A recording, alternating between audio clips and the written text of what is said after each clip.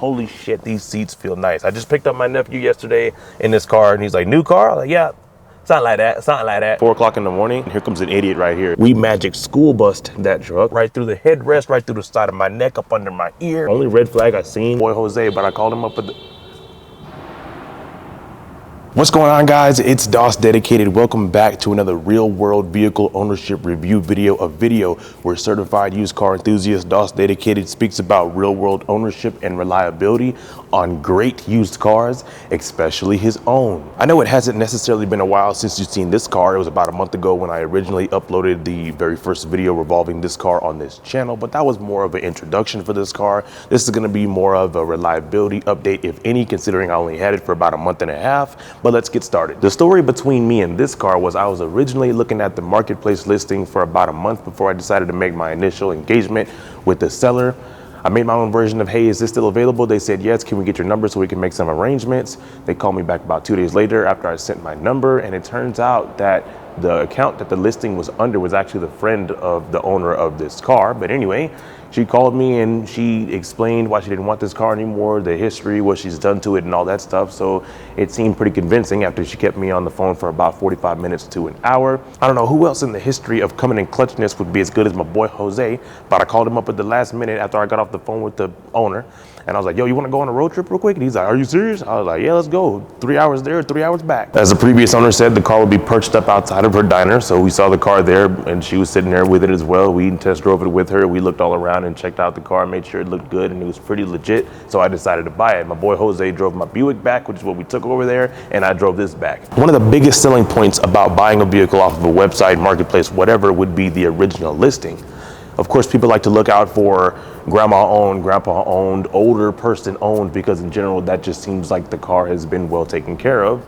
This is no exception. Now, this car's listing was so good, so terrible, that the actual title for the listing was good condition. And then the description said '07 town car with, new alternator, new tires, new air suspension in the rear. Only 3 pictures in total for this car. And for some reason, almost 2 months later since I purchased this car, the original listing is still active right now, as if they have the exact same replica copy of this car that they're selling. They might, I don't know, I might have to go get another one. But anyways, right here behind me in the sheet metal is my 2007, sounds familiar, huh?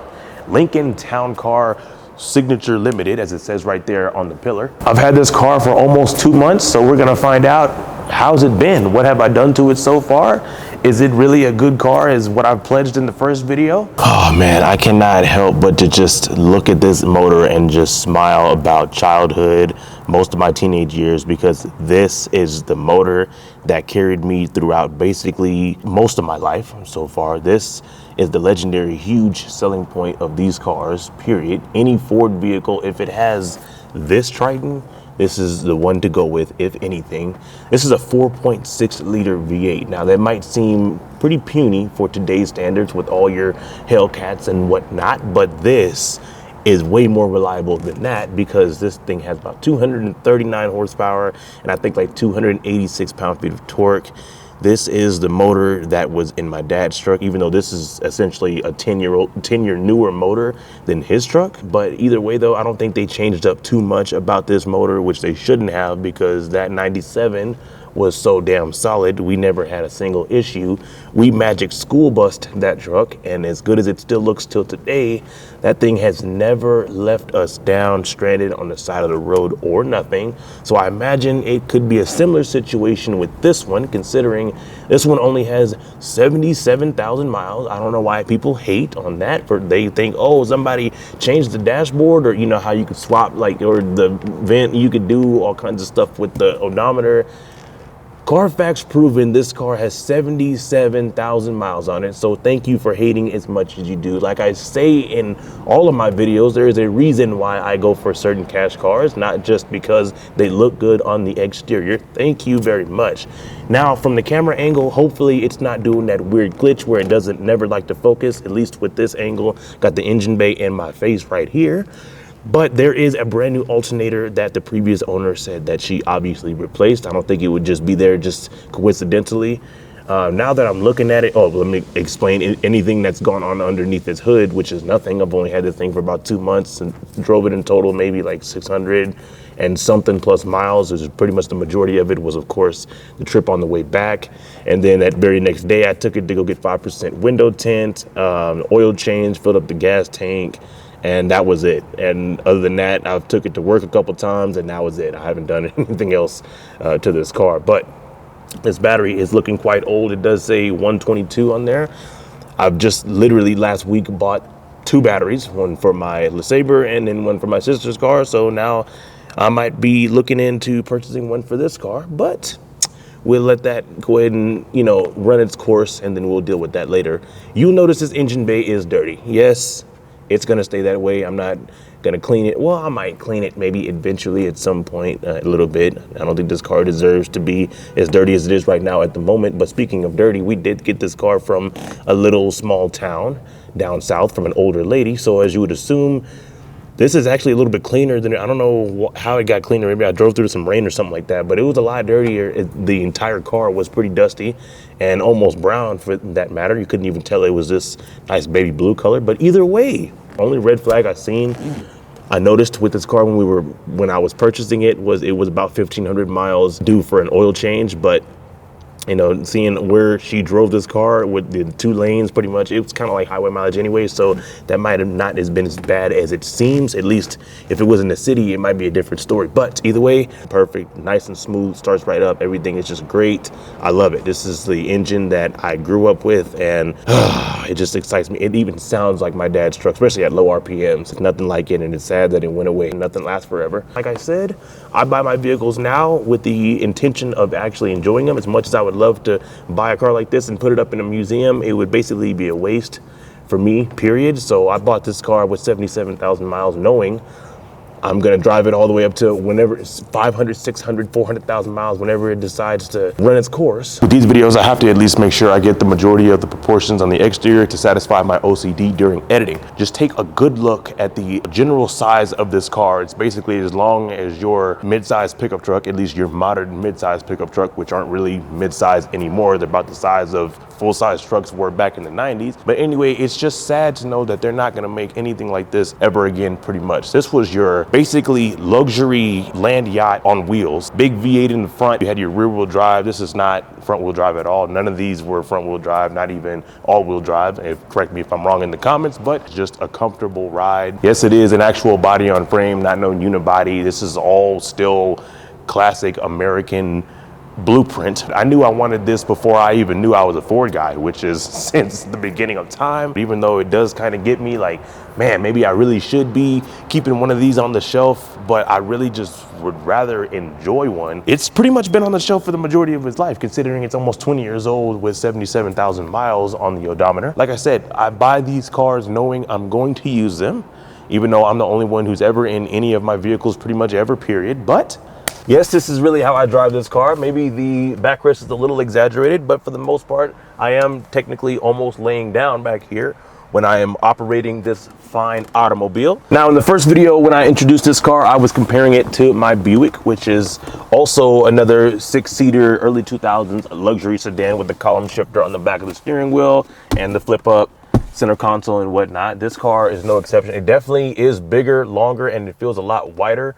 Especially when I'm sitting at this angle, I can barely even see the Lincoln badge. That's about 6-7 more feet over there on the hood. As I've already pointed out, the cons, you do have a little bit of this plastic piece on the dashboard that sticks out sometimes. So you got to press that in a little bit. Then you do have this pushed in hidden airbag light. Up here you have a broken sun visor clip, so this doesn't actually stay where it's supposed to, as you'll notice. And then on the back of the center console, you do have a missing piece which lets you direct the flow of the airflow on these vents back here. That is all the cons as far as this interior goes. I mean, look at the headliner. It's not even sagging, dude. Only thing this car does not have that my 2004 LeSabre does have would be the factory extremely incredibly rare heads-up display. This car does not have one of those.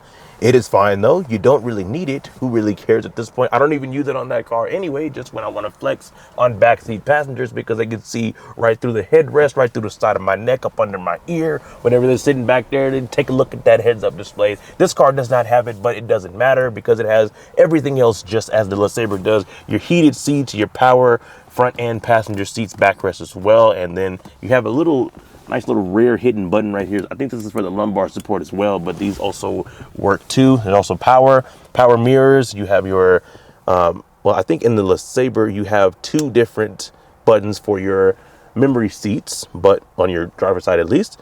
Well, I mean, it might be 2. I don't know, 2 or 3. But either way, this car also has memory seats, at least 2 settings for it. Automatic headlights, which is something my LeSabre does not have. This car does. And then a traction control button. I don't think the LeSabre has that. And then also something that my F-150 shares with this car is the power adjustable pedals. In the center control stack, you'll see this really nice analog clock featured right dead in the center towards the top of it. And then you have your cassette and your CD player as well. But 2 cons in this interior that I noticed after a week of owning this car, there is a really annoying squeak coming from somewhere inside the dashboard, probably the lower area, but I figured I would address that once I also figure out a way to deal with the bad climate control modulator. Now, this car always acts like it's in auto whenever you turn on the AC, which is why some of the passengers will notice if it's just sitting there blowing normal, sometimes it'll just turn the speed all the way up to high and then it'll drop back down. Sometimes it'll turn off. It's not bad enough to really be annoyed with, but you could definitely tell that this climate control modulator needs to be replaced. Other than that, I really have no other complaints. Those aren't even really complaints considering that this car is almost 20 years old and been taken care of like this from the previous owners. I appreciate it. Damn, this back seat feels better than my mattress. Now, one thing I forgot to mention when I was up front that the LeSabre has that I don't necessarily like, I'm not a fan of, is the interior lighting. I like to call it the football stadium effect.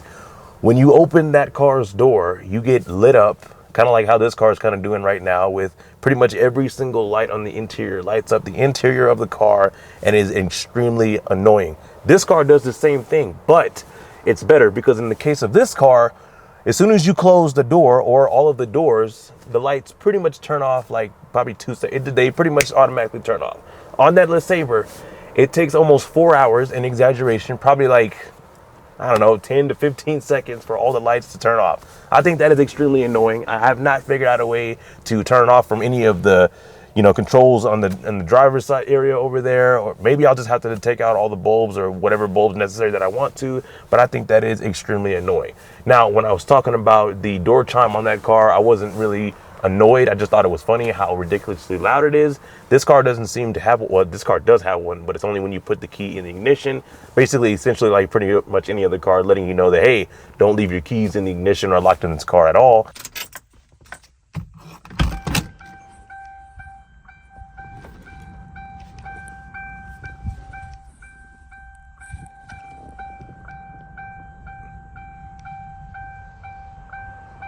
So that's something I forgot to mention when I was up there in the front. But now, back to the back seats. Holy shit, these seats feel nice. I just picked up my nephew yesterday in this car, and he's like, new car? I'm like, yeah, something like that. Now, you got your center console right here with your 2 very shallow cup holders. As I mentioned in the front, you do have your climate control on the back, climate control vents on the back of the center console. No chargers back here. In '07, smartphones weren't really as common as they are now, but at least you got some storage compartments on the back of the seats, essentially as most cars do. You do have your lights in your coat hanger, and then also this light to turn off or turn on the light, which makes it brighter if the doors are already open at the moment. On each door, though, you do get your own little storage compartment. Like these right here, you have the back doors are a little bit smaller than the ones on the front door, but either way, you do have that. Very thoughtful of Ford Lincoln back in the day. And then just look at this beautiful, gorgeous handle on the door panel. You got this wood and you got this nice leather, a little bit of plastic as well. And then you got this nice kind of burnt gold trim right here that also matches the little lever right here on top for the lock of the door. And then you have a small little cubby down here as well. I do like the way these footwells are. It's a little bit like kind of like a hill kind of when it comes to, open the door. It makes it a little bit more difficult to vacuum out or just clean the interior of the car, but it's pretty cool. It makes you feel a little bit cozier, especially when the seats are almost reclined like this in the front. You really feel like you're just nice and cozy with my 5% cocoon effect. Once again, of course, 5% all the way around. And then you have pretty much, well, in this car, I wanted it to be even more lower because it's a pretty big windshield. So this car's windshield is almost 50% of it has the. So now that I'm thinking about it, another con on the interior that can, Also, now that I'm thinking about it, another con that came with this car in the interior is that it only came with 3 floor mats. So you got one for the front passenger, one for the driver, one right here, this side, but this one is gone. It disappeared, so I'll have to figure out a way to replace that. If you notice, you take a glance at the door panel, there's not really any area where you would notice a speaker to be presented, or, you know, some type of like mesh where you would typically think a speaker would be in. No, typically on these early 2000 sedans, they put the speakers right here on the backrest, which is where these speakers are, on the back shelf, whatever you want to call it, not on the door panel. There are some speakers, obviously, as you can see on the front door panels, and then there's probably some like right up on top of the dashboard. But as far as being on the back rear door panels, they don't have any speakers in here, which is the same case as my LeSabre, same case as my Taurus, and this car as well. But let's just listen to the sound of it closing. Oh, that just sounds so nice. Now, even considering how long this car already is, there was a longer wheelbase version, which essentially gave you a longer rear door, not the limo, but basically a longer sedan, as if this car wasn't already thick enough. But if you wanted, you could have got it. Either way, I didn't care which one I got. Like I said, I didn't care which Panther platform rear-wheel drive V8 Ford sedan that I got, as long as it was in great condition like this. Now, before we get to the trunk, let's talk about some of the exterior cons. And yes, I had to lower the camera aperture down so you can kind of see it, even though you probably still can't really see it. I'll try to adjust it or maybe get a different angle with the camera or whatever. But this would be, well, it's not really in order, but this is a nice little crease that extends about 3 feet on the actual rear overhang of this car. But it didn't take off any paint though, but you can see it if you know what you're looking at. It doesn't really bother me all that much because it's not that bad, but I am just still curious to know what could actually make such a nice long crease and not really take any paint. Didn't take any paint off really, it just creased the sheet metal a little bit. I don't know, but that's one exterior con about this car. Number 2 would just simply be the overall condition of the rear bumper. Now, as you see it close up, of course, as I'm doing these B-roll shots, it's pretty scratched up. It doesn't look too bad, but if you know what you're looking at, if it bothers you, it bothers you. If it doesn't, it doesn't. I'm kind of 50-50. Like I said, I buy these cars with the intention of using them, so they don't have to be 100% pristine, because then at that point, I'd be pulling even more hair out than I already do because I'm worried about the car and it getting damaged. Now, of course, I'd be mad if a shopping cart flew right into the side, right? I'd probably be taking mug shots at the end of the night. But with this situation, I already park away from people as it is anyway. And with this situation, it's not too bad. It also helps to know that I didn't do this damage, even though I probably will be essentially paying for this damage. Either way though, and then underneath, as you can tell, well, these cars are already known for their massive overhangs. If you don't know what an overhang is, it's essentially the rest of the car that hangs from the wheels. So this is probably about like 3 feet of overhang on this car, and in the front almost probably like 2.5 feet or something like that. So not necessarily blaming the car, but at least you have to blame the previous owner or whoever previously drove this to the point to where they got caught up on some type of, maybe the dip in the driveway was a little lower than they expected, and as you can see, that dip pulled this bumper out just a little bit. And also you can take a look at even more scratches and missing paint on this back bumper, but it is almost essentially a 20-year-old car, about 18 years at this point. Also, taking a look at the view of this car, I do like the way they separated the reverse lights from the actual brake light. Now, this is obviously your brake light. You have 2 bulbs right here, one up and down. They do the exact same thing. I don't know why they separated them in the actual brake light, at least on the town car, but this is how these work. These 2 bulbs do the exact same thing. They're the running lights, the turn signals, the brake lights, and then you have the reverse lights way over here towards the center of it. Of course, with government regulations and stuff like that, you have to have your brake lights on a fixed part of the vehicle, but your reverse lights can be on a piece of bodywork that actually moves, like the trunk, for an example. And since we're speaking of the trunk, don't worry, I'll give you a better view in a second. The original owner only gave me a key fob and a key, so thank you for that, and no code for the door. We'll talk about that in a second, but you just press it twice and then bam, look at that power operated trunk. If you take a look at the inside of these taillight rubber pieces right here, this is essentially basically how dirty this entire car was. It was almost brown, probably couldn't really tell it was blue. I'm exaggerating a little bit, but take a look at what we have in here. Now you'll notice these are some airbags. These are proof that these rear airbags were already in here. Of course, the previous owner left them in here. This is what is on the rear suspension of this car. These are airbags right here. And both of them, there's one right there, one's still in the bag over there. They were replaced.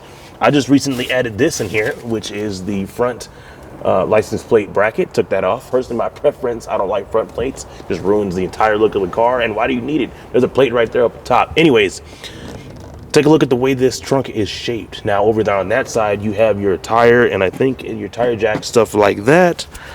And then over here, you have an emergency pull cord. Since this car uses an electric fuel door, you pull this tab right here for a manual release in case the battery is dead or whatever the case is. And then there's also an off switch. I'm not exactly sure what that is for, but once we start pulling off some of this back here, you'll probably be able to tell. Let me see if I can see what that is. I can't see what it is. It just says off, on.